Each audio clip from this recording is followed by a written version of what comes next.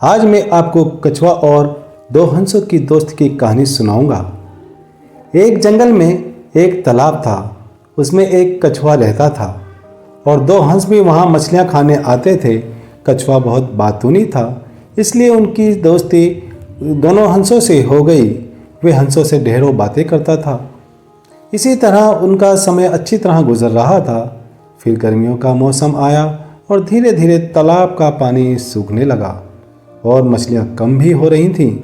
हंसों ने दूसरे तालाब पर जाने के बारे में सोचा और कछुए को बताया।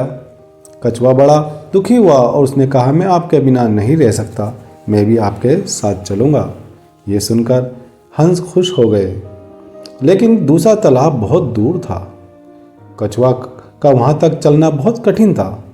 हंसों ने इस समस्या को दूर करने के लिए एक लकड़ी की छड़ी ली और कछुए से कहा, हम इस छड़ी को दोनों सिरे से पकड़कर उड़ेंगे, आप बीच में से मुंह में इसे पकड़े रहना, लेकिन ध्यान रखना आप बीच में मुंह खोलना नहीं, यानी कि कुछ भी नहीं बोलना, क्योंकि कछुआ बातूनी था।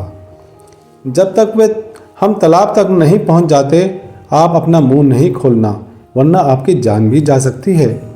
कछुआ मान गया। फिर हंस कछुए को छड़ी के सहारे लेकर उड़ चले। लेकिन कछुआ बातूनी था, उसे बिना बोले चैन नहीं पड़ रहा था और जब वे आधे रास्ते में थे तो कछुआ बीच में ही बोल पड़ा और उसके मुंह से छड़ी छूट गई और वे नीचे गिर गया और उसकी जान चली गई। हंस दुखी होकर नए तालाब की ओर उड़ गए। इस कहानी से हमें ये सबक मिलता है कि खामोश रहना अधिक बोलने से ज़्यादा लाभदायक है। आपको ये कहानी कैसी लगी? अच्छी लगी तो लाइक व शेयर करना।